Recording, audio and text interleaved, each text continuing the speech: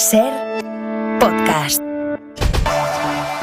La reunión de esta tarde entre el número 3 del PSOE, Santos Cerdán, y Puigdemont en Bruselas es ya la confirmación definitiva de que la investidura es inminente. El PSOE nunca habría dado un paso de semejante calado político como el de esta tarde si no tuviera ya cerrada la investidura, a la que ya solo le falta la fecha. 6 años después de la fuga de Puigdemont a Bélgica y 2 días después de que Sánchez defendiera la amnistía en nombre de España, el secretario de organización del PSOE y la jefa de los eurodiputados socialistas se han reunido esta tarde con Puigdemont en el Parlamento Europeo, restituyéndolo como interlocutor válido a alguien que todavía hoy seguiría siendo detenido si pisara España, alguien que hace 2 meses insistía en que ni renuncia ni renunciará a la unilateralidad como vía legítima para conseguir sus objetivos, y alguien que mantiene, él dice que mantiene la legitimidad del referéndum del 1 de octubre, cuyas consecuencias son las que se van a amnistiar. El PSOE está poniendo mucho crédito político en esta operación, va a tener que hacer un trabajo titánico de argumentación, de explicación a la ciudadanía, a un votante socialista que asume que no hay otra opción para evitar una repetición electoral, pero que ni de lejos está tan entusiasmado con la idea de la amnistía como para levantarse a aplaudir si estuviera él en un comité federal del PSOE como el del sábado.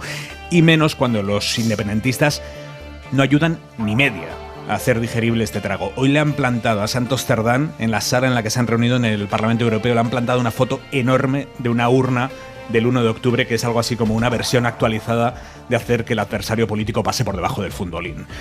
Bueno, lo dicho, que vienen semanas intensas, que nosotros vamos a estar aquí para contarlas y para analizarlas en Hora 25. Hoy con Jesús Maraña, director editorial de Infolibre. Jesús, buenas noches. Hola, buenas noches. Isabel Morillo, periodista del Periódico de España. Morillo, buenas noches. Muy buenas noches. Y Lucía Méndez, periodista del Mundo. Lucía, ¿cómo estás? Buenas noches. Los tres aquí a mi lado en el CaixaForum de Palma, ciudad que va a acoger mañana la cumbre de ministros de turismo de toda la Unión Europea, bajo la presidencia española, para abordar uno de los debates centrales de nuestro tiempo, que es la gestión sostenible del turismo.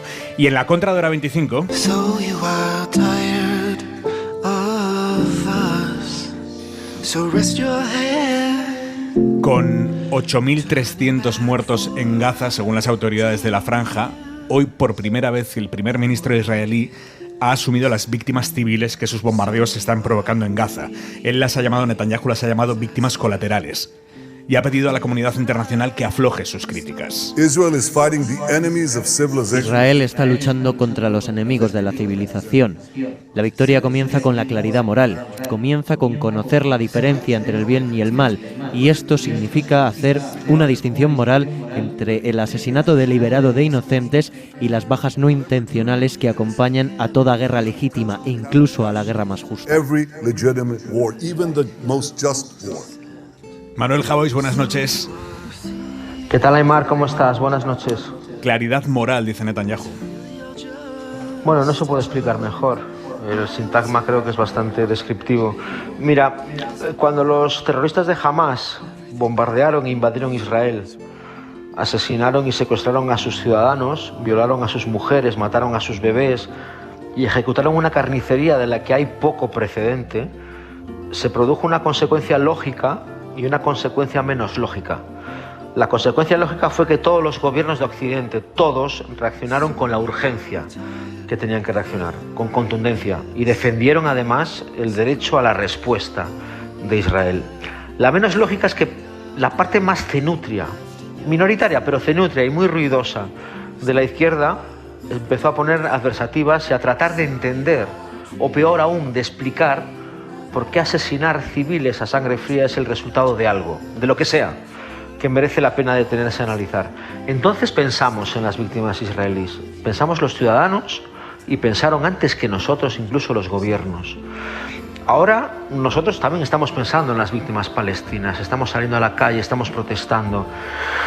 Estas víctimas están multiplicadas por las víctimas que ocurrieron en territorio israelí, pero los gobiernos no están en la misma, La decisión es la de aniquilar una población siguiendo eso tan divino de matar a todos y que Dios elija a los suyos, o al menos eso parece. Y esa reacción que hubo entonces a una masacre terrorista no la está viendo ahora Y cuando existe, y se ha visto en las deliberaciones de la Unión Europea, es con temor, abro comillas, porque esta palabra se dijo además, con temor con ofender a Israel. No puedes tener miedo a ofender a un gobierno que está matando deliberadamente a civiles inocentes. Tienes que tener miedo a no ofenderlo. La razón que tiene se gana tan rápido como se pierde. Y creo que la parálisis de los gobiernos occidentales respecto a la decisión de Israel es la parálisis que convierte el mundo en algo bastante más inhabitable e insostenible moralmente de lo que ya es. Palestina no tiene culpa de Hamás, ni Hamás es una consecuencia de toda Palestina. Palestina también sufre Hamás hasta sus consecuencias, que son la destrucción de sus familias. Callarse, matizar, prejuzgar o justificar con los crímenes de unos terroristas la matanza de los civiles es bailar el agua mediante la indiferencia snob a todos los infiernos que denunciabas en las redes sociales y ahora están ocurriendo delante de ti, entre el polvo y los escombros de una gente que en realidad no te está importando una mierda. Hasta mañana, Javois, descansa. Adiós, un bico.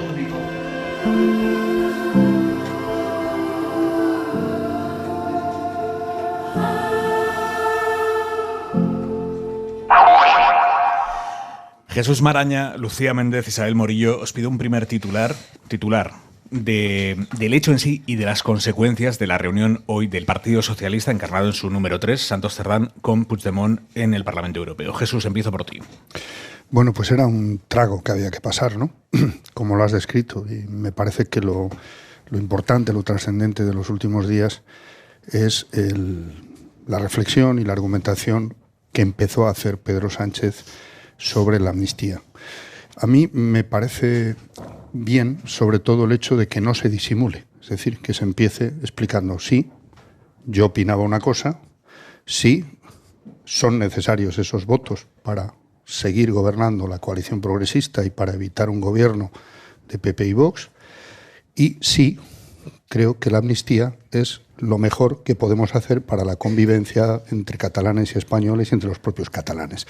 Empezar con esa argumentación me parece que ya era hora. Lo desarrollamos ahora, Lucía. Bueno, yo creo que efectivamente es un trago al que ha hecho frente el número 3 del Partido Socialista. Lo que hay que hacer cuando uno es directivo, uno es dirigente del partido, de los partidos en general, pues tiene que comerse muchos sapos y hacer cosas que igual no le apetecen mucho. Yo creo que estamos ante un hecho muy relevante, muy trascendente. Estamos ante la mayor cesión que nunca ha hecho ningún partido político para gobernar. Estamos ante una decisión para la sociedad de muchísimo impacto. Estamos ante, tú decías, está poniendo mucho en riesgo el Partido Socialista. Está arriesgando mucho crédito. No, pues yo creo que está arriesgando muchísimo desde el punto de vista político, y me parece que la posición del presidente en funciones, del líder del Partido Socialista, Pedro Sánchez, el otro día en el Comité Federal, cuando dijo que había que hacer de la necesidad virtud y que la única manera de llegar o de repetir gobierno era ceder a una persona que está fugada de la justicia. Yo creo que eso a mí personalmente me abrió un debate moral que creo que deberíamos Creo que deberíamos abrir ese debate moral si es verdad que efectivamente el fin puede justificar los medios. El fin es evitar un gobierno PP-Vox, clarísimamente, ¿no? Entonces, bueno, yo creo que es un debate que la sociedad debería tener, claro. Yo creo que el Partido Socialista me parece que en su interior lo está teniendo, a pesar de los aplausos, aunque no digan nada. Al Partido Socialista le están haciendo tragar un trago muy duro, ¿no? Y bueno, yo creo que las consecuencias políticas de esto todavía no somos capaces de adivinarlas. Morillo. Bueno, yo coincido bastante con el análisis de mi compañero. Yo creo que el PSOE tomó una decisión política muy arriesgada, consciente de que es una decisión política costosa donde se puede jugar mucho, pero convencido de que a medio plazo esto quedará pues sepultado por la acción de su gobierno y que las elecciones en Cataluña van a poner las piezas en su sitio. Incluso confían en una victoria del PSC que creen que va a ser fundamental para reordenar el mapa político en Cataluña y salir del atolladero en el que nos encontramos desde hace ya demasiado tiempo. Es una decisión que si sale bien le va a salir muy bien a Pedro Sánchez y si sale mal le va a costar mucho en términos electorales, estoy convencida de eso, al Partido Socialista.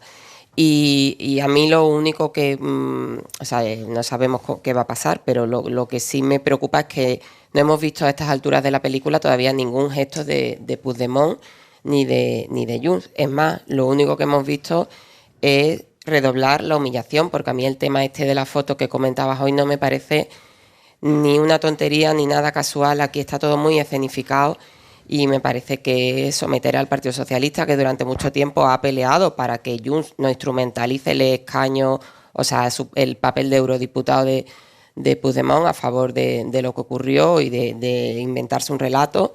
Hoy se han tenido que sentar allí con esa foto de una urna que previamente, hace poco, el Parlamento Europeo había ordenado retirar porque representaba una imagen de algo ilegal, que es que sacaron una urna a la calle sin permiso para hacer un referéndum, ¿no? Una manera de legitimar algo y describir algo que pasó de una manera distinta. Aquello no fue lo que nos intentan convencer que fue.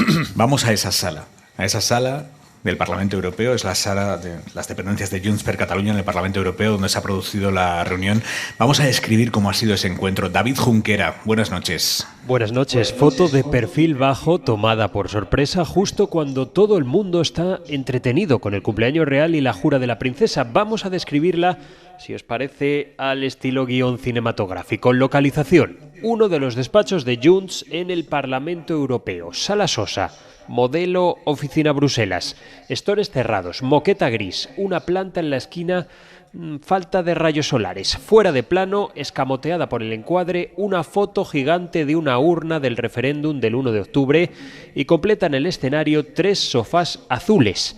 Actores, apoltronados en uno de esos sofás, Carles Puigdemont y Jordi Turull.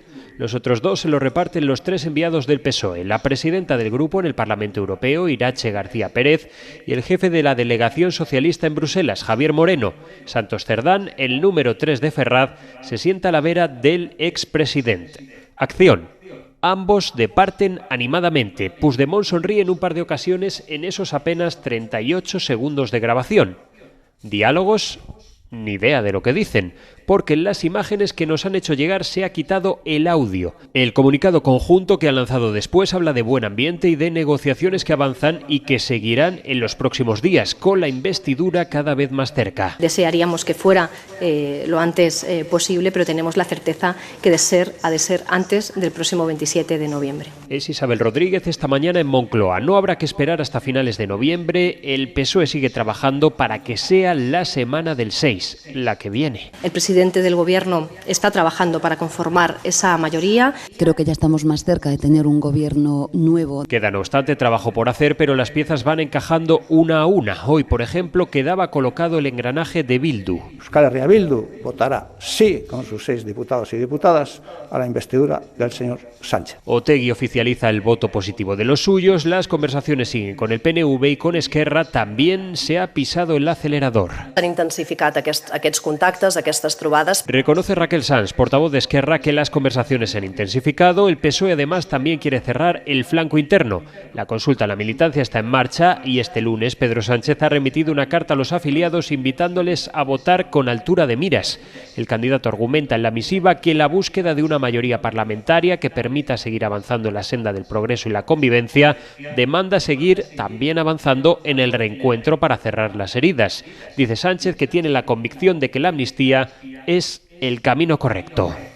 Por lo tanto, esta reunión de hoy del PSOE con Puigdemont, restituyéndolo como interlocutor, legitimándolo como futuro socio, esta foto termina de asfaltar ya el camino político hacia una investidura inminente. Jefa de política de la serie Macarretero, buenas noches. ¿Qué tal? Buenas noches. La foto de hoy es el indicador más elocuente de que el PSOE tiene prisas. Llegados a este punto, después de que Pedro Sánchez hablara el sábado sin tapujos ante el Comité Federal, para Ferraz es muy importante que cuanto antes el Gobierno eche a andar y frenar el desgaste por esta delicadísima operación, porque esta foto es todo un trago para los socialistas. La reunión de su secretario de organización con el expresidente fugado, del que una y mil veces dijeron que tenía que ponerse a disposición de la justicia en España y a quien hoy el PSOE se refiere en el comunicado como president Carles Puigdemont. El dirigente independentista quería ser reconocido como interlocutor político y eso han hecho hoy los socialistas, que han aceptado reunirse en esa sala decorada con la foto de una urna del referéndum ilegal del 1 de octubre. El enviado de Sánchez ha sido una persona de su absoluta confianza. Santos Cerdán es el único miembro de su círculo estrecho que no está en el gobierno. Negoció la moción de censura de 2018 y la anterior investidura. Ha estado trabajando en la sombra estos meses. El gesto tiene mucha relevancia, así lo han interpretado en Junts.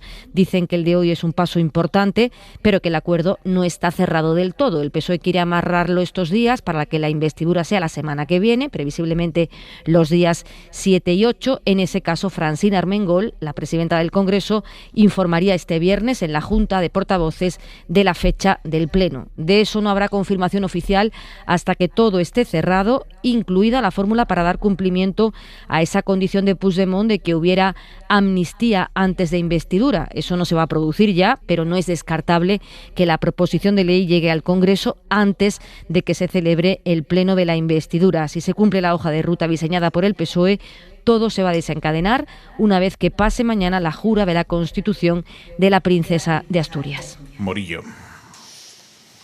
Bueno, sí, yo creo que el PSOE se mueve, lo ha explicado Inma, la jefa de política, perfectamente, ¿no? Por esa idea de que hacer de la necesidad virtud, ¿no? Me parece también que Pedro Sánchez por fin fue de frente porque creyó que era el momento y hay que respetar que cada partido controle sus tiempos, pero nos han tenido mucho tiempo jugando al despiste. Por fin, este sábado en el Comité Federal habló claramente de que había que pasar por este aro, no lo dijo así, lógicamente, pero bueno, que había que tragarse este sapo porque necesitaban formar un gobierno y que eso tenían que convertirlo en una oportunidad para avanzar en la convivencia de Cataluña. El PSOE está convencido de que el debate interno de verdad se libró en el momento de los indultos y de la reforma de los delitos de sedición y malversación. Y creen que de verdad que esto ahora mismo no va a agitar tanto a la sociedad. Yo tengo muchísimas dudas de que de verdad no haya un debate en la sociedad sobre esta amnistía, sobre todo a la figura de Puigdemont, ¿no? Porque al final, cuando hablamos de los indultos, había un señor que era el símbolo reconocible en toda España, que era Oriol Junqueras, que había pasado 3 años y 8 meses en una cárcel. Puigdemont no, Puigdemont salió en un maletero huyendo hacia Bélgica y ha seguido ahí, ¿no? Entonces yo creo que hay algunas diferencias, por lo menos en la percepción de la gente sobre lo que se concedió con un indulto, que al final es decir un perdón, y lo que se concede con una amnistía, que es como un relato distinto de lo que ha pasado, ¿no? Que bueno, que además tiene que estar muy bien hilado porque se va a llevar al Constitucional, tiene que ser refrendado por el Tribunal Constitucional y nada de esto va a ser fácil. El Partido Popular acaba de decir que con la reunión de esta tarde el PSOE ha perdido la poca vergüenza que le quedaba.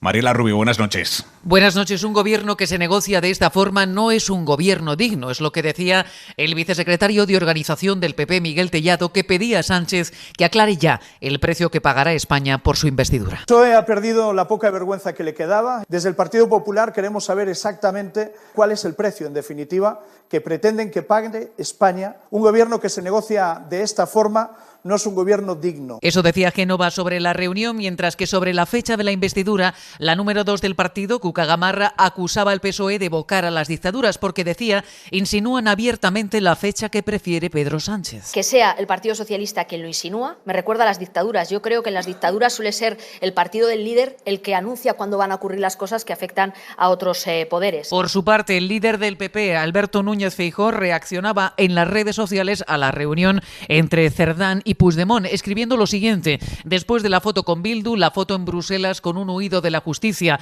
Dejen de jugar a espaldas de los españoles, que no merecen un gobierno nacido de una mentira. Es lo que escribía el líder popular, que pedía a Sánchez que permita nuevas elecciones. Maraña. A ver, en el corto plazo es evidente que el desgaste que esto puede producir, y produce ya, ¿no?, en la credibilidad de Pedro Sánchez y del gobierno, es evidente. Pero a mí me parece que esto habrá que analizarlo y habrá que mirarlo con una óptica más larga, ¿no? Con luces largas. Cuando hablamos de... Y es verdad que lo que se percibe es que hasta ahora, hasta el día de hoy, solo parece que una parte es generosa, ¿no? Bueno, yo creo que en primer lugar hay que esperar para ver el detalle de todo lo que se acuerde y en segundo lugar, quizás no estamos dando el valor suficiente a algunas cosas que ya están ocurriendo. Por ejemplo, respecto a 2017, a lo que se refiere a aquella foto que comentabais del 1 de octubre, lo que va a ocurrir ahora es que los partidos independentistas también aceptan y entran en una vía que se aprueba por el Parlamento estatal, por el Parlamento español. Recordemos que en 2017 lo que ocurrió es que se alejaron por completo del respeto a las instituciones, al Estado y al Parlamento español. Es decir, algún cambio hay, que para mí es bienvenido. Se está entrando en una vía política de solución a la tensión y a todo lo que estaba enquistado en Cataluña, también por parte del independentismo, aunque no se perciba todavía con la contundencia que probablemente habría que percibirlo. Creo que debemos estar preparados para que cada cual, en este acuerdo, haga el relato para los suyos que más le interese hacer. Pero en ese sentido lo importante es, por un lado, que respecto a lo que en el último mes, que por un lado ha habido silencio y por el otro hemos escuchado los mensajes de la derecha y los mensajes del independentismo, hombre, yo ya no escucho tan a menudo, todos los días, que la amnistía sea inconstitucional. Ya no parece que eso se escuche tanto porque ya tenemos bastante información de juristas perfectamente respetados que analizan que cabe en la Constitución. Tampoco eso de que los delitos desaparecen. Ya se ha explicado y se ha argumentado que si alguien vuelve a cometer un delito, volverá a ser castigado. Bien, se van despejando algunas cosas, ¿no? Pero una vez que se asume, como he dicho antes, desde el propio presidente del Gobierno, hay una necesidad. Yo no opinaba esto hace unos meses y ahora vamos a apostar por una vía política que mejore la convivencia en Cataluña y en España. Yo creo que esto es lo más importante y trascendente porque con el tiempo veremos si se confirma eso y en ese sentido la amnistía y el acuerdo de gobernabilidad creo que abre una etapa nueva en España. Porque a lo mejor estamos pasando, y es pronto para percibirlo, de una visión y de un concepto de una España más centralista, por decirlo así, a un concepto de España más plural, más diverso, más descentralizado y con la visión abierta de que no pasa nada, de que no se rompe nada, de que se puede funcionar con un Estado sólido, apostando por dar vías políticas a todo tipo de reivindicaciones, legítimas y legales. Lucía. Bueno, quien decía que constitucional era el Partido Socialista y el presidente del Gobierno, no el Partido Popular. Yo creo que la ley de amnistía tiene algunas pegas políticas que, si te parece, voy a intentar enumerar y a intentar explicar. Lo primero es que la ley de amnistía no es un mandato electoral para Pedro Sánchez, más bien Pedro Sánchez se presentó a las elecciones diciendo que no iba a haber una ley de amnistía. Lo dijo en la campaña electoral. En segundo lugar, cuando él plantea, y mucha gente plantea, lo de la reconciliación, ¿no? Y el acuerdo y el consenso y la manera de reencontrarse y todo esto, bueno, yo no sé si el reencuentro o la manera de reencontrarse, la mejor es que la mitad de la Cámara esté en contra de esta ley de amnistía, la mitad del Congreso de los Diputados. Y en este sentido, me gustaría decir que en este país hay dos antecedentes de ley de amnistía que pueden, digamos, asemejarse a esto, ¿no? Porque esto no tiene nada que ver ni con los indultos ni con ninguna otra cesión. La ley de amnistía de 1977, que la recordamos todos, que fue efectivamente lo que selló la reconciliación de las dos Españas, se amnistiaron todos los delitos de la dictadura. Y la ley de 1936, que fue otra cosa distinta, pero bueno, en ambas leyes, tanto en la del 77 como en la del 1936, los partidos del Frente Popular que la pusieron, el Frente Popular en el 36 y los partidos de izquierda que la propusieron en el 77, llevaban en su programa la ley de amnistía. No sé si acordáis de aquel eslogan de la transición, libertad, amnistía y estatuto de autonomía, ¿no? Es decir, que había un mandato popular, digamos, que ahora mismo electoralmente no existe, porque el Partido Socialista se presentó a las elecciones diciendo que no iba a haber una ley de amnistía. Luego está el asunto de negociar con un señor prófugo de la justicia. Quiero recordar que cuando el PSOE llama presidente a Puigdemont, que eso no lo sabía Isabel, quiero recordar que el PSOE... En el comunicado que ha mandado el Partido Socialista, en la segunda línea, dice que se ha reunido con el presidente Carles Puigdemont. Yo quiero decir que el Partido Socialista aprobó el 155 con entusiasmo, el propio Pedro Sánchez, en el que se destituyó al presidente de la Generalitat y a todo su gobierno. Es decir, que en todo caso sería el expresidente de la Generalitat. Lo que él dice es que sigue siendo presidente porque está ejerciendo el mandato del 1 de octubre fugado de la justicia. Vale, este es el asunto. Yo creo que...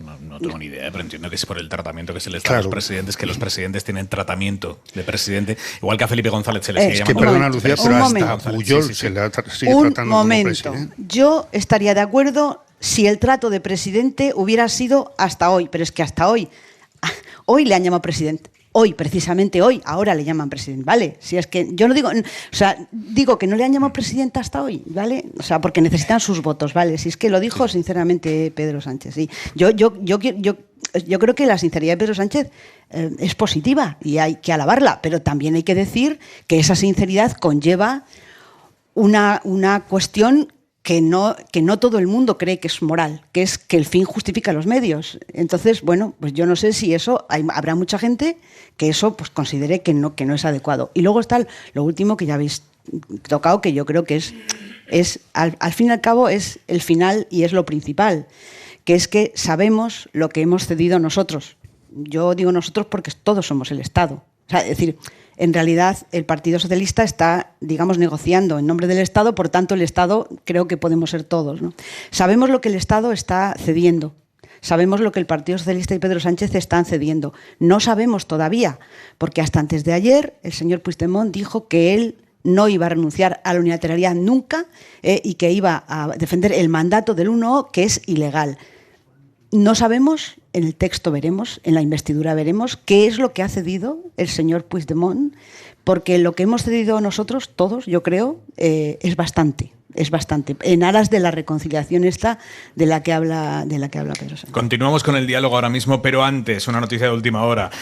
Octavo Balón de Oro para Messi. Meana, buenas noches. Hola, ¿qué tal, Aimar? Buenas noches, sí, octavo Balón de Oro. El primero fue en 2009, 2010, 2011, 2012, 2015, 2019, 2021 y hoy, 2023. Leo Messi gana en París el octavo Balón de Oro. Lo gana como jugador del Inter de Miami, de la MLS, una liga que no está en Europa y por tanto es un premio distinto. En el podio le acompañan Erling Haaland y Kylian Mbappé. El mejor español, el quinto en este Balón de Oro, ha sido Rodri, futbolista del City, y aparte de haber contado ya el premio de Bonmatí, hay que recordar que la tercera mejor jugadora del mundo también es española, Salma Parayuelo, que se mete en el podio del Balón de Oro, la mejor Bonmatí, el mejor Leo Messi. Hora 25 esta noche desde Mallorca, y antes de continuar con esta edición especial del programa desde el Caixa Forum de Palma, a las 11 menos 20 de la noche, 10 menos 20 en Canarias, dejadme que le pongamos un poco de música esta noche informativamente tan convulsa. David Cabot, muy buenas noches. ¿Qué tal? Bienvenido a Hora 25, David. Muchas gracias por invitarme. 17 añitos y tienes ya clarísimo que vas a dedicarte a la música y lo estás consiguiendo. Bueno, ahora ya en noviembre ya tendré los 18, ya queda poco. Y bueno, sí, estos eventos también me hacen mucha ilusión, así que gracias por la invitación. Pues venga, vamos allá, ¿qué nos vas a tocar? Jabous, un tema en la lengua de aquí de las islas. Venga, adelante. David Cabot en directo en Hora 25.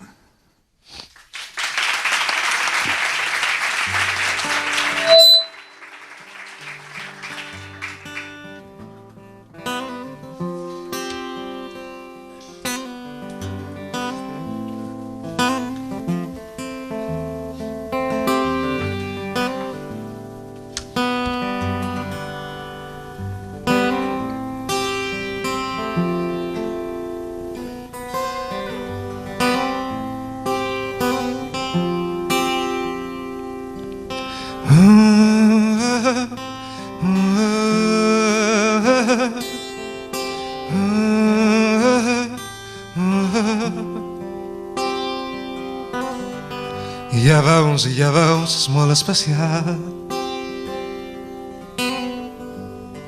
Només ho vull aclarar,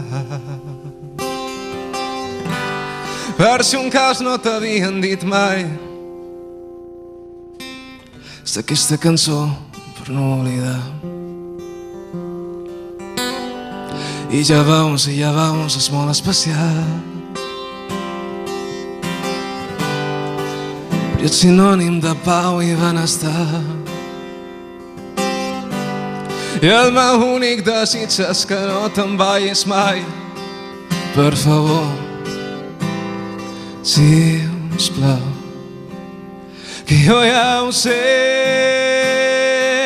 que el teu nom és únic, per ser així com ets, amb la mirada fixa cap a l'horitzó. Apareixes en els meus somnis a cor, somnis a cor.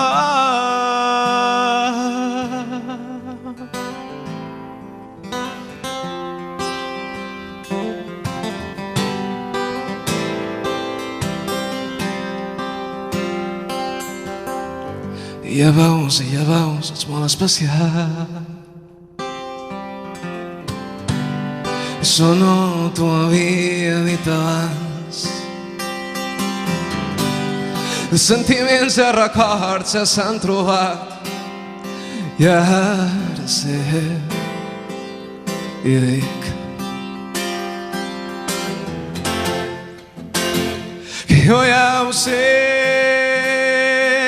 que el teu nom és únic, per ser així com ets, amb la mirada fixa cap a l'horitzó. Apareixes en els meus somnis a cor, somnis a cor, que jo ja ho sé, que jo ja ho sé.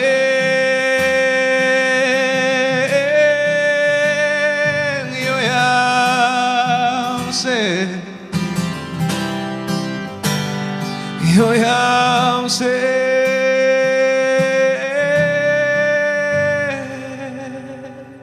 Ja veus, és molt especial. Només ho volia aclarar, per si un cas no t'havien dit mai. És d'aquesta cançó per no oblidar. Gràcies.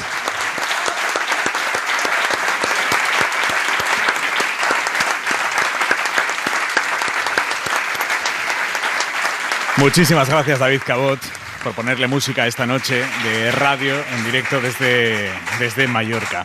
Analizábamos antes, Morillo, cómo los independentistas no ponen ni un ápice de su parte realmente para hacer esto mínimamente digerible para aquellos constitucionalistas que tienen dudas legítimas, comprensibles sobre perdonar a quien, lejos de decir no lo volveré a hacer, te planta una foto de una urna gigante en la sala de la reunión con el número 3 del Partido Socialista. Es una urna que, por cierto, convenientemente han cortado del vídeo las fotos que han enviado, que ha difundido el Partido Socialista, Morillo.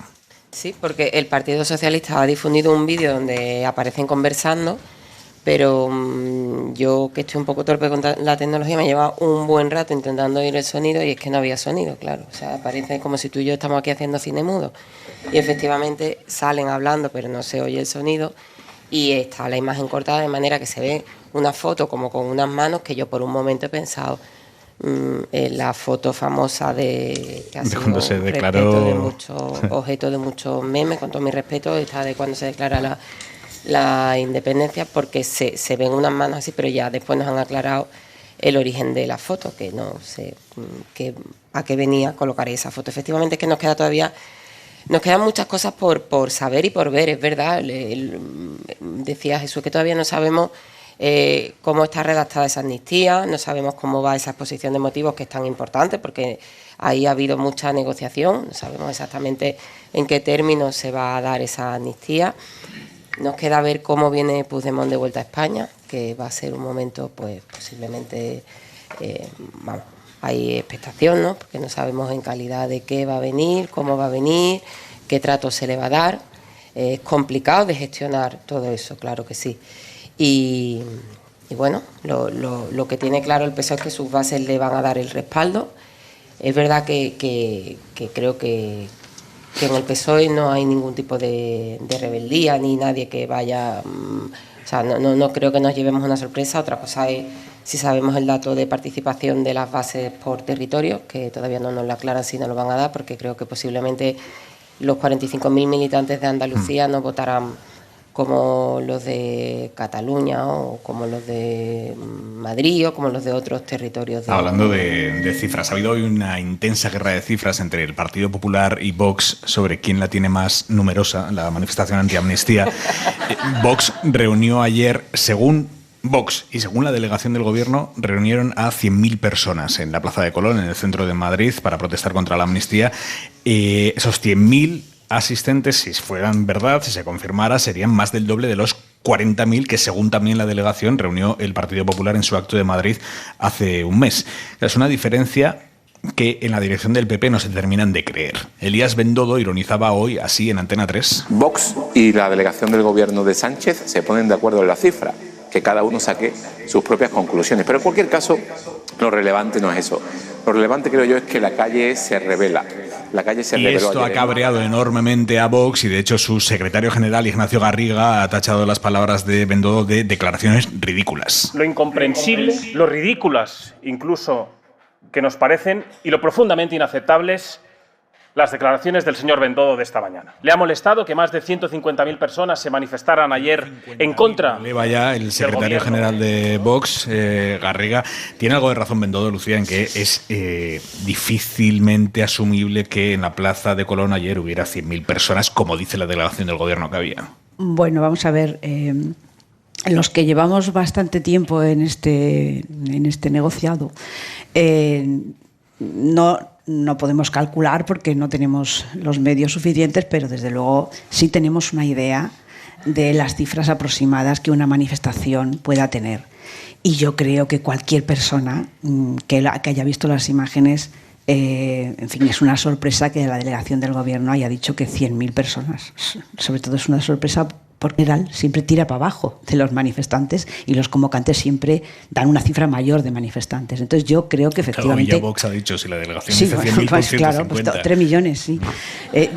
Yo creo que Elías Bendodo ahí tiene algo de razón, francamente, poniéndonos, digamos, en situación, digamos, de no poner ni quitar rey. Yo creo que de la delegación del Gobierno de Madrid ignoro, en fin, por qué circunstancias y por qué razones, y entiendo que esto era una manera de humillar un poco al Partido Popular diciendo que Vox tiene más capacidad de comentar. Bueno, en definitiva, me parece un tema también, te digo, bastante menor. O sea, es decir, los problemillas que haya entre Vox y PP me parecen un problemilla bastante menor comparado con lo que estamos hablando, ¿no? Es verdad que en este momento el momento político es muy complejo, porque para la oposición todavía no hay gobierno, ni siquiera. Entonces, para la teórica oposición, digamos, oponerse o protestar contra una ley de amnistía que ni siquiera se conoce es complicado. Es decir, la agenda política, digamos, de la oposición es complicada. Y claro, estar todo el día, porque creo que han convocado otra manifestación el día 18, ¿no? Estar todo el día manifestándose en la calle, pues tampoco creo yo que sea, digamos, lo más útil que pueden hacer, francamente, porque yo entiendo que, es decir, yo soy muy crítica con el tema de la amnistía y más bien estoy en contra, pero me parece que manifestarse todo el día tampoco creo yo que conlleve a nada, sobre todo hasta que conozcamos efectivamente qué tipo de ley de amnistía va aceptado para ser investido presidente del Gobierno, ¿no? De momento, las circunstancias estas de la foto que yo desconocía hasta que las habéis contado vosotros, porque esto ha sido una cosa sobrevenida. Así mientras tú venías caminando. Claro, mientras yo venía para acá se estaba produciendo. Hombre, no parece que haya mucha confianza, ¿no? entre los interlocutores, digo, para llegar para sellar el acuerdo, ¿no? Si hay esa desconfianza que uno pone una foto y otro la quita y otro lo borra, pues no sé yo cómo va a ser eso. Jesús. A ver, lo que es evidente es que hay una competencia entre PP y Vox por ver quién puede absorber más apoyos o provocar más rebeldes, digamos, contra el posible gobierno de coalición y contra esa ley de amnistía o el acuerdo de gobierno. Están compitiendo entre ellos.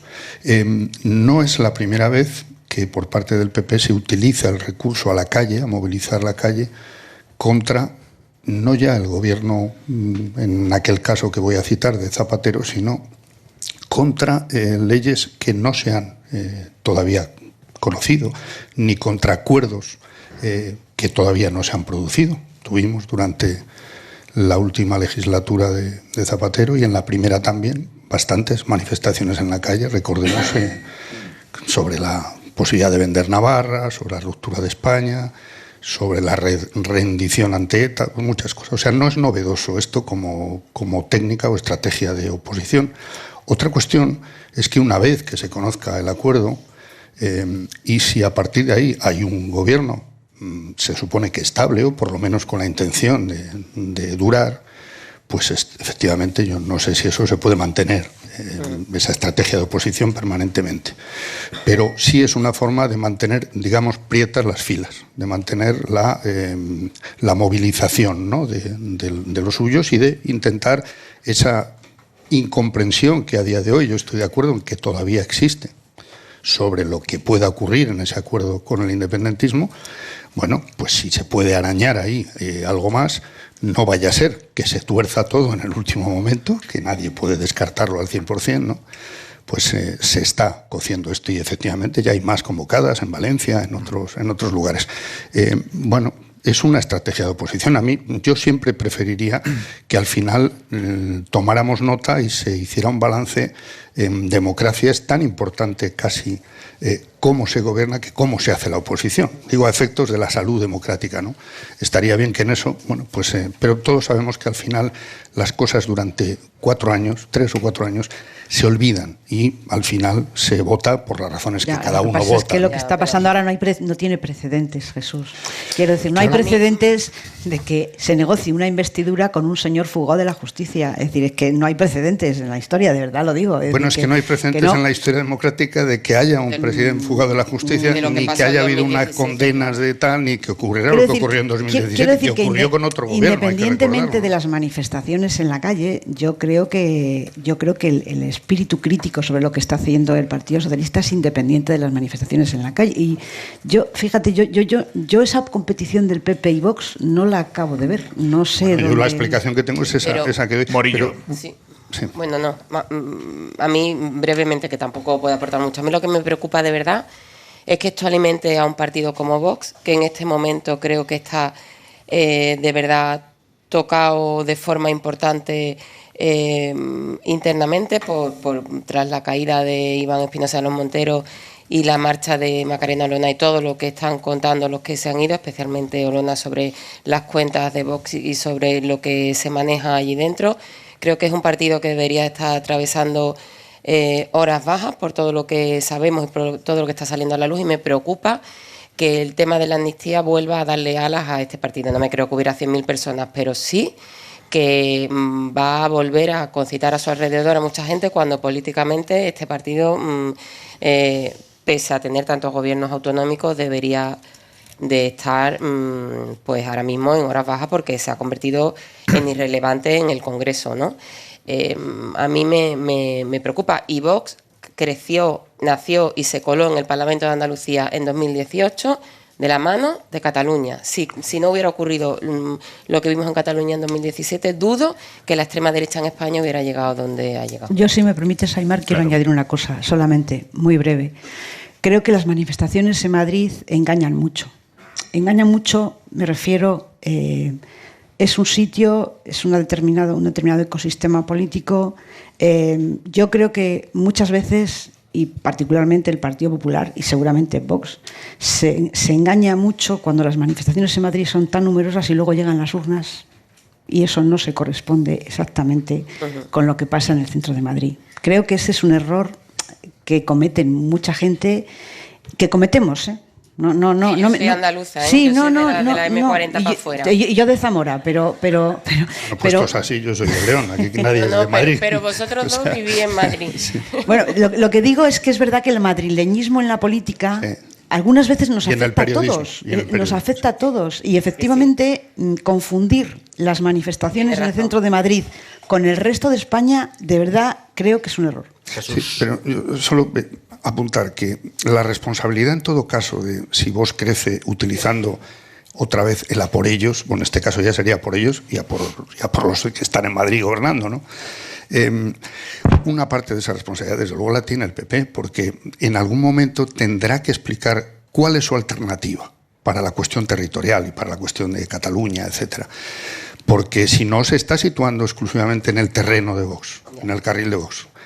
Esto es así. Si algún día gobierna lo tendrá que explicar. Claro, incluso antes, sabemos ¿no? que el PP tiene Tendrá un que problema. explicarlo antes, lo que pretende hacer. Si Feijóo va a Barcelona la semana pasada y hace cualquier tipo de gesto de reconocimiento de Junts y el partido se le echa encima, pues sabemos que el PP tiene un problema y que hay una parte del PP que tiene sentido común y dice tendremos que volver a medio plazo o a largo plazo a retomar el diálogo con los partidos nacionalistas, como en su día hablábamos con el PNV y con CiU. Eso conllevaría hablar posiblemente con Junts, que son los convergentes, y hay otra parte del Partido Popular que eso ahora mismo no lo ve y que quiere alinearse en el ala dura de Vox. El PP va a estar alineado en el ala dura hasta que pues transitemos un poco por este camino de la amnistía, porque efectivamente lo que estamos viendo con la amnistía es fuerte, o sea, es duro, no es ninguna tontería, no es una cosa... O sea, es algo que... Sí, pero yo insisto en que para analizar lo duro que sea lo que está pasando y lo que venga sobre la amnistía, no podemos dejar de ver en el retrovisor lo duro que fue lo que pasó en el 2017. Pero, ¿a dónde llegó? Pero no por culpa del Estado. Bueno, por culpa de los independentistas. Entramos en otro debate. Hombre, claro, bueno, o sea, quien se saltó la ley fueron ellos, no nosotros. Lucía, que a estas alturas no vamos a discutir que se saltaron la ley, es que lo hemos dicho 1.000.000 de veces, yo pues también. Eso, claro. Pero también habrá que recordar que desde el Estado no se fue muy inteligente actuando para descomprimir eso. Desde luego, desde mi punto de vista. Y la prueba está en que desde 2017... Sí, pero desde el PSOE, por ejemplo, estuvo de acuerdo con todo aquello. Estuvo en el 155, pero habrá que decir que el auto... el sentido de Estado estuvo donde creo que tenía que estar. No, pero además, posiblemente hubiera hecho previamente otras cosas. Tampoco estamos hablando, del 155... Perdona, y estamos hablando de una amnistía, y eso se refiere a hechos judiciales, a penas concretas. Y ahí hay que decir que desde muy pronto... Cualquiera, a mi juicio, que leyera el famoso auto del fiscal Maza, pues vería que era un exceso absoluto. Son las 11 de la noche, el PSOE y toda la izquierda. Las 10 en Canarias. En la cadena SER, Hora 25. Aimar Bretos. La ropa para mañana, Jordi Carbó, buenas noches. Buenas noches, volvemos de nuevo a esa ropa de entretiempo, sobre todo cerca del Mediterráneo en Canarias, donde la situación será de ambiente fresco, incluso algo frío mañana a primeras horas de la tarde, a primeras horas de la mañana, un poco de abrigo irá bien, pero durante la tarde con el sol que hará, las temperaturas subirán hasta un valor que dará sensación de ambiente agradable. En cambio, en el norte y gran parte del interior peninsular, la sensación de fresco, es decir, mejor ir abrigados todo el día.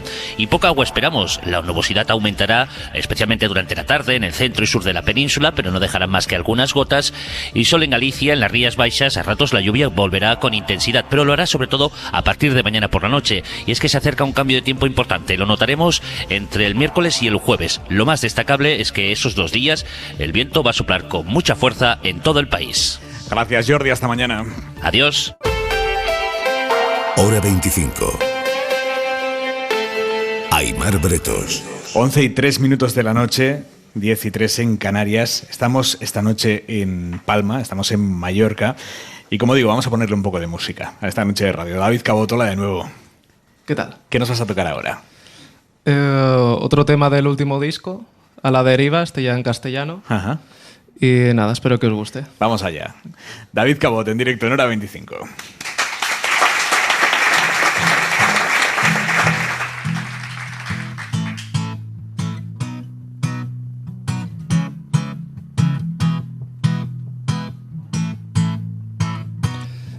Aquel momento en el que te encontraste en una noche en medio del desastre, pensaste y luego miraste tus equipajes cuando vino recuerdo de aquel verso entre trastes, de una mirada que habla sin pensar ni un instante.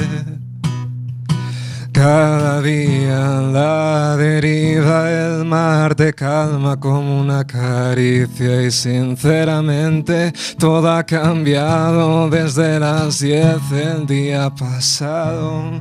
Cada día la deriva, el mar te calma como una caricia y sinceramente todo ha cambiado desde las 10 del día pasado. Porque cada vez que dices que no eres suficiente se te queda en la mente. Es así como te mientes, porque cada vez que dices que no era importante lo llegas a creer. Y es así como lo olvidaste.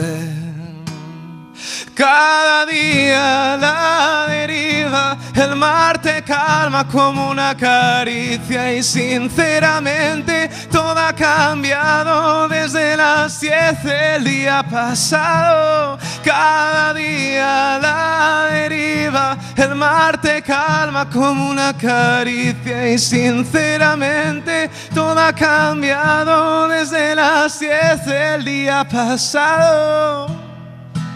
Sin rumbo y sin destino, prácticamente lo mismo. Salir corriendo sin mirar la hora, mirada enfrente y sin detenerte.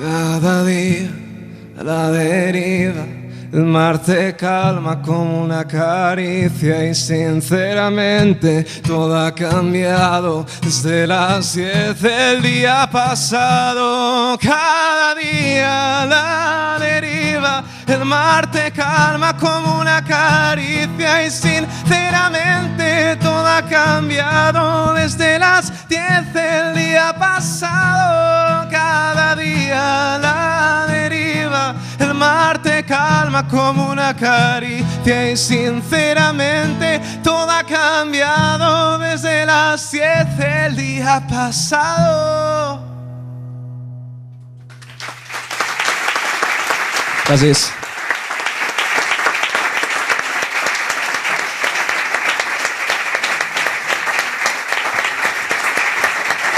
Muchísimas gracias, David Cabot, por acompañarnos en esta noche de radio que nos lleva a Israel. Hoy, ante corresponsales extranjeros, Netanyahu ha asumido expresamente las víctimas civiles que sus bombardeos están provocando en la franja de Gaza. La operación terrestre de Israel allí en la franja avanza, operación que les ha servido, según el gobierno, para rescatar a una de sus soldados secuestrada por Hamás.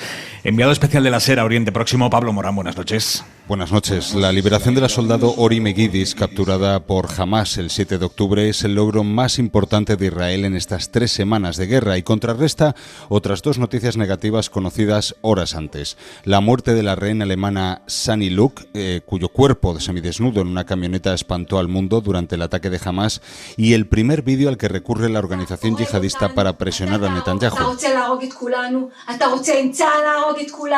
Un vídeo en el que 3 secuestradas reprochan al primer ministro haber sido incapaz de proteger a la población y le reclaman una negociación para liberar a los rehenes, que es lo que demanda parte de la opinión pública israelí.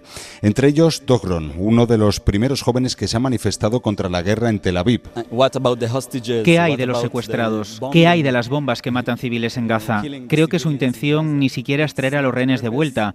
Creo que planean algo mayor, que es ocupar Gaza y crear un nuevo Gus Katif. Y para conseguirlo no les importa sacrificar a los secuestrados y a los civiles de Gaza. La sensación aquí es que cada vez son más los que reclaman la dimisión de Netanyahu, incluso antes de que termine esta guerra. Esta tarde se ha negado a hacerlo y también ha cerrado las puertas a no alto el fuego. Just as the United States would not agree to a ceasefire Porque equivaldría, dice, a una rendición de Israel. Hoy sus tropas han avanzado hasta las inmediaciones de la ciudad de Gaza. El avance en esas zonas urbanas será la parte más delicada de la invasión, porque es ahí donde Hamás contará con más recursos para oponer resistencia frente al avance de las fuerzas israelíes. Gracias, Pablo. Aquí en España acaba de terminar la reunión que han mantenido 5 horas de reunión los obispos españoles para analizar el informe del Defensor del Pueblo acerca de los abusos en el seno de la Iglesia. ¿Con qué conclusiones? ¿Qué dicen los obispos? Adela Molina, buenas noches. ¿Qué tal? Buenas noches. Pues los obispos aseguran, entre otras cosas, estar dispuestos a trabajar conjuntamente en la reparación integral de las víctimas, en su protección y acompañamiento. Consideran valiosos los testimonios recogidos por el Defensor del Pueblo en su informe y también sus recomendaciones. Entre ellas, recordemos, aunque los obispos no mencionan ninguna, la creación de un fondo estatal para pagar compensaciones económicas a las víctimas o la celebración de un acto oficial de reconocimiento. Los obispos explican que han encargado a su Servicio de Protección de Menores que desarrolle un itinerario para poner en marcha esas recomendaciones que se aprobará en la Asamblea Plenaria a final de este mes. En el comunicado que han emitido tras esa larga Asamblea Plenaria que mencionabas de esta tarde, los obispos rechazan además la extrapolación, las 440.000 víctimas que se estiman de la encuesta incluida por el Defensor del Pueblo en su informe. Dicen que no corresponden a la verdad ni representan al conjunto de sacerdotes y religiosos. También señalan que el problema de los abusos a menores es una lacra que afecta a toda la sociedad, mayoritariamente extraeclesial, aseguran, y que poner el foco exclusivamente en la reparación de las víctimas de la Iglesia discriminaría a la mayoría, a las que convertiría en víctimas de segunda. Jesús, ¿qué te sugiere la respuesta de los obispos a ese informe del Defensor del Pueblo? Pues sinceramente bastante escepticismo, ¿no? Porque llega tarde esa especie de reconocimiento de que tienen que actuar, ¿no? No hay nada que yo perciba como algo concreto, un paso inmediato, un paso concreto en el que se asuman responsabilidades. Y yo creo que no hay un reconocimiento expreso de la principal labor que durante muchísimos años se ha hecho desde la cúpula de la Iglesia, de entorpecimiento y de complicidad con los que sí tenían identificados como presuntos pederastas, porque lo que se hizo, y de eso tenemos abundantes testimonios, fue, en el mejor de los casos, trasladar a un sacerdote de un lugar a otro, pasarlo a otra diócesis, es decir, esconderlo y evitar problemas, ¿no? Bueno, me parece que falta muchísimo camino por recorrer y ese desprecio con el que valoran la investigación o incluso la encuesta que recoge el informe del Defensor del Pueblo, pues me parece que es de brocha gorda, ¿no? Es decir, deberían asumirlo con bastante más empatía, insisto, dar pasos en la línea que otras cúpulas episcopales en Francia o en Portugal o en algunos otros sitios han dado ya. Lucía. Bueno, es que yo creo que es la propia Iglesia la que tendría que haber hecho esto, ¿no? De hecho, encargó a un despacho una investigación y al final llevamos mucho tiempo esperando y no se ha resuelto nada. La Iglesia se la ha pedido a Cremades les pide más tiempo y están ahí en un pulso un tanto extraño. Es un poco broma, ¿no? Que si encargas una investigación, pues tienes que saber a quién la encargas, ¿no? Y con qué tipo de garantías, porque no estamos hablando de cualquier investigación, además, ¿no? Estamos hablando de una investigación con un gran impacto social y de un tema tan grave como del que estamos hablando, ¿no? De todas maneras, también, perdona, Lucía, pero con este tema, tanto el Defensor del Pueblo, que parece que ha tenido mucha prisa, como la Iglesia, que le está metiendo prisa a Cremades, no. En Francia se tiraron 3 años, en Australia se tiraron 5. Quiero decir, es que igual Cremades, esperemos al resultado de lo que está haciendo Cremades, igual Cremades está encontrando cosas y dice, quiero tirar del hilo. No me parece tan desorbitado, llevan 1 año y poco. Pues claro, bueno, en todo caso, es que tampoco sabemos muy bien, porque la Iglesia tampoco informa muy bien de cuál es el estado de la cuestión esa, ¿no? Del conflicto que tiene con el despacho de abogados. En todo caso, bueno, yo creo que el encargo, desde luego, no estaba muy bien hecho, porque si el resultado es el que es y estamos todavía esperando el informe, ¿no? Yo creo que la Iglesia tendría que haber sido, como ha sido en otros países, ¿no? Porque la Iglesia española ya va tarde en esto, porque hay casi todos los países lo han hecho antes, ¿no? Y efectivamente se han tomado en serio. Yo creo que la cifra de los 400.000 no me parece de verdad lo más relevante, porque realmente es una cifra que es un cálculo, es decir, no son 400.000 testimonios, sino que es un cálculo. No me parece muy relevante, da igual cuántos sean, es decir, la Iglesia Católica tiene que hacer frente a eso. En fin, el actual Papa pues así lo ha dicho, ¿no? Así ha ordenado que tienen que hacer frente a eso. Bueno, yo creo que lo que nos ha contado Adela tampoco es que descalifiquen el informe, ¿no? Están diciendo que bueno, que van a ayudar, que ya veremos a ver, que han encargado, bueno, veremos. Yo creo que hasta ahora, desde luego, no han dado ejemplo de querer llegar hasta el fondo. Veremos a ver si ahora, después de este informe, pues las cosas cambian. Isabel Morillo. En realidad, el comunicado de los obispos después de esa reunión tan larga evita entrar en ninguna polémica y pide perdón. Lo que pasa que es verdad que discrepa de esa cifra que asume el Defensor del Pueblo, que a partir de un estudio dice que ha sufrido abusos por parte de la Iglesia el 1,13% de la población, y lo extrapola y dice son 440.000 personas. Pero es que de verdad coincido con Lucía, que me parece irrelevante con que fuera uno. Y es muy importante el tono.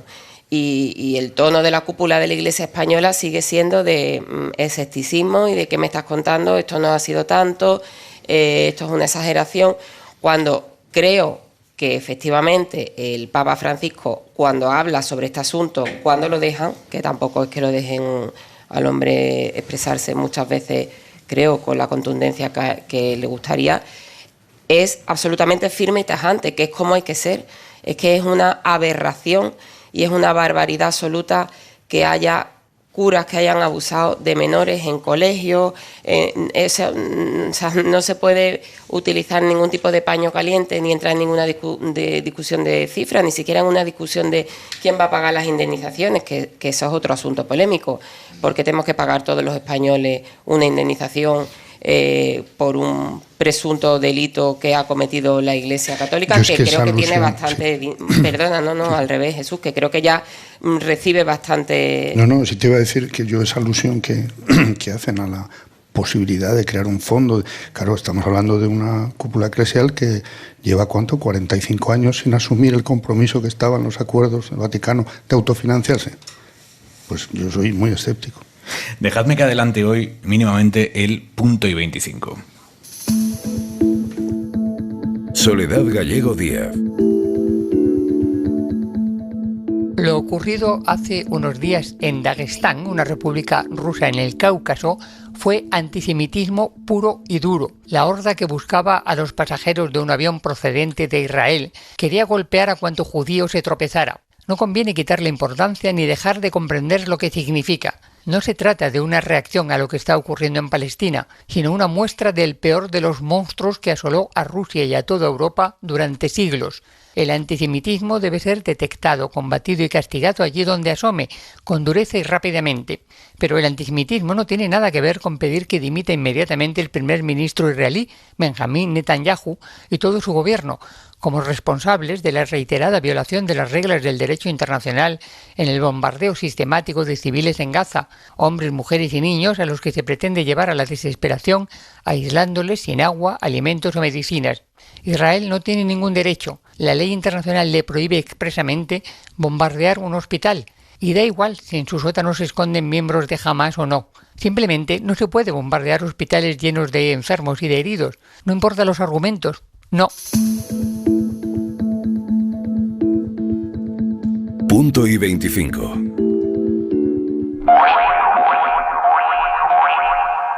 Está todo listo ya en el Congreso para la jura de la Constitución mañana por parte de la princesa Leonor, pero mañana, 31 de octubre, se celebra también el Día de Recuerdo y Homenaje a todas las víctimas del golpe militar, la guerra civil y la dictadura. Es un día fijado en la Ley de Memoria Histórica y que este año, precisamente para evitar que mañana quede sepultado por la actualidad y por la jura de la Constitución por parte de la princesa, se ha adelantado hoy al lunes. Es un día en el que el Estado rinde tributo a los españoles cuyas vidas quedaron truncadas por la guerra, quienes fueron perseguidos por la dictadura o fueron protagonistas de luchas individuales o colectivas por los derechos, por la conquista de los derechos, por la conquista de libertades, por la conquista de la democracia en España. El Estado lo que hace es entregarles una declaración de reparación que para muchas de esas personas que vieron su vida atravesada o que le han dedicado a pelear por la libertad y por la democracia, para muchas de esas personas el hecho de que el Estado los desagravie, es un momento vital, importantísimo para ellos. Hoy, por ejemplo, se les ha expresado esa reparación en nombre del Estado a Manuel y Miguel Deza, panaderos y sindicalistas. A Miguel lo fusilaron en el 36 porque era secretario de una entidad obrera de gremios de panaderos, estaba vinculada a la UGT, y lo mataron. Manuel fue movilizado por el ejército franquista, se pasó al lado republicano, fue detenido, fue juzgado y después de varios años en la cárcel se unió a la guerrilla cordobesa y murió en un tiroteo con la Guardia Civil. También se ha reconocido hoy a María Teresa León, escritora de la generación del 27, que se involucró en la defensa de la Segunda República durante la guerra. Fue impulsora de la Alianza de Intelectuales Antifascistas y también de la Junta que salvó el patrimonio artístico del Museo del Prado. O se ha homenajeado a Nicolás Sánchez Albornoz por su activismo antifranquista, porque fue detenido, fue condenado a trabajos forzosos en lo que entonces era el Valle de los Caídos, hoy Cuelgamuros.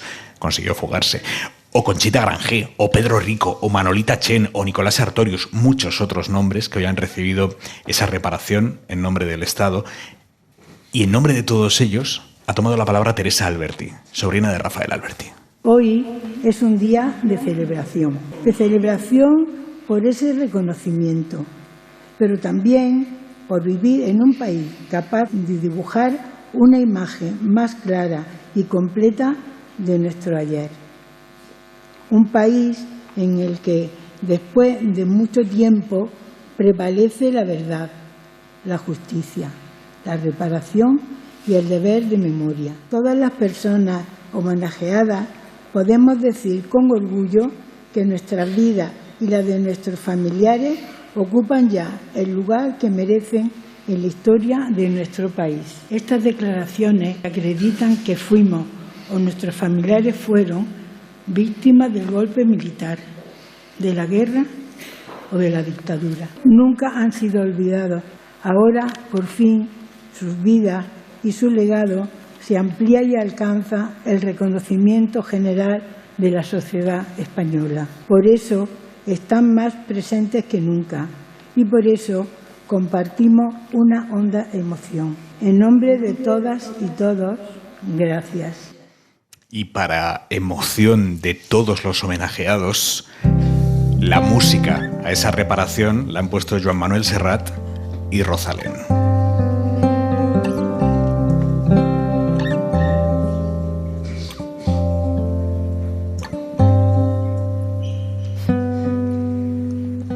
Para la libertad sangro, lucho per vivo. Para la libertad mis ojos y mis manos, un árbol carnal, generoso y cautivo, doy a los cirujanos. Para la libertad siento más corazones y arenas en mi pecho, dan espumas mis venas y entro en los hospitales y entro en los algodones como en las azucenas, porque donde unas cuencas vacías amanezcan, ella pondrá dos piedras de futura mirada y hará que nuevos brazos y nuevas piernas crezcan en la carne talada. Retoñarán aladas de sabias y el otoño, reliquias de mi cuerpo que pierdo en cada herida, porque soy como el árbol talado que retoño, aún tengo la vida. Para la libertad sangro, lucho, previvo. Para la libertad mis ojos y mis manos como un árbol carnal, generoso y cautivo, doy a los cirujanos de donde unas cuencas vacías amanezcan, ella pondrá dos piedras de futura mirada y hará que nuevos brazos y nuevas piernas crezcan en la carne talada. Retoñarán aladas de savia sin otoño, reliquias de mi cuerpo que pierdo en cada herida, porque soy como el árbol talado que retoño, aún tengo la vida, aún tengo la vida.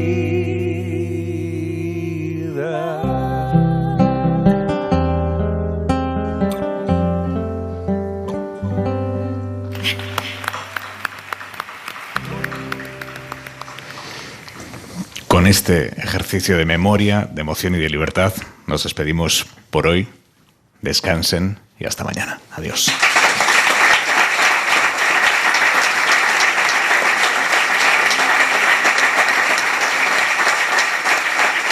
Hora 25, con Aimar Bretos. Para no perderte ningún episodio, síguenos en la aplicación o la web de la SER, Podium Podcast o tu plataforma de audio favorita.